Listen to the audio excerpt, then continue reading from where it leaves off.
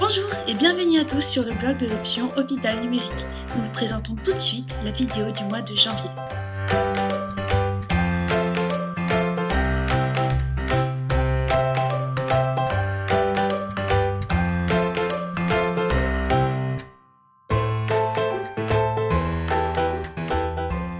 Et maintenant, est-ce que tu peux nous parler un peu des points importants de décembre et de janvier pour l'équipe Hôpital numérique? Du coup, les points importants, c'est en premier lieu l'arrêt du déploiement de ESM, sauf en SMPR.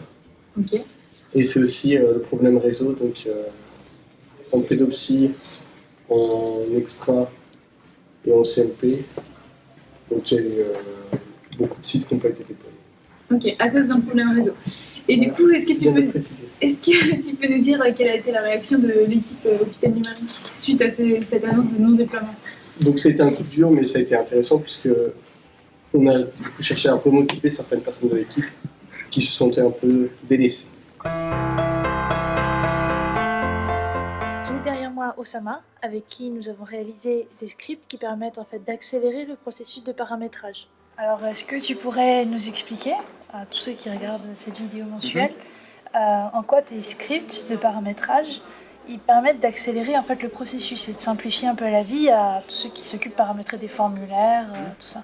Bien sûr, mon script permet de fluidifier et aussi de rapidifier les différentes étapes de la création d'une section qui est dans un formulaire.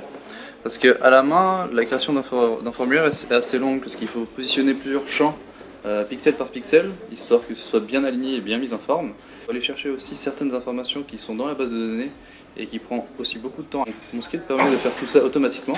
De même qu'une partie de la mise en page, ça permet donc d'aller beaucoup plus vite et de gagner du temps pour pouvoir accomplir d'autres tâches. Ok, merci. Et du coup, ces scripts, nos membres de l'équipe, ils l'utilisent beaucoup? Oui, tout à fait. Le script est utilisé par tous les membres de l'équipe qui paramètrent leur formulaire. Dans l'ensemble, les gens sont très satisfaits et on continue d'améliorer le script pour que cette satisfaction se perpétue. Demain, ce qui se passe, c'est qu'on aura une présentation et une passation de compétences sur les scripts. Et ça fait derrière quelques jours que je travaille sur le script pour corriger les derniers bugs qui ont été recensés pour que la passation se passe bien et que les prochains utilisateurs n'aient aucun problème lors de l'utilisation de ce script. Ok. Merci Osama. De rien, Cynthia. Alors Arnaud, est-ce que tu peux nous parler un peu plus des supports de formation? C'est parti du constat que finalement les utilisateurs lors d'une formation, donc telles qu'elles étaient dispensées avant, étaient vachement passifs.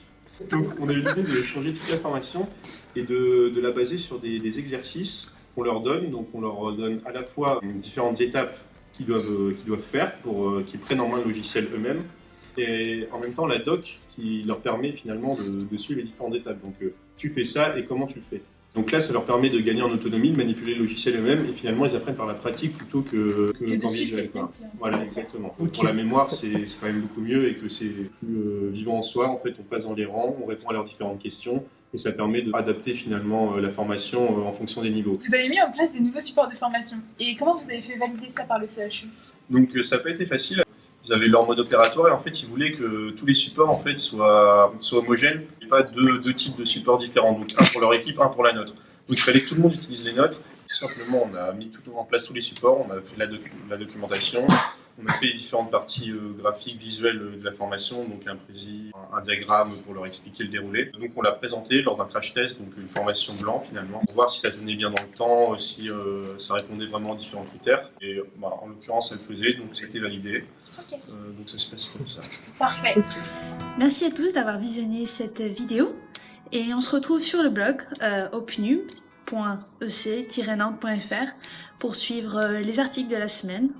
Voilà, merci, à la prochaine.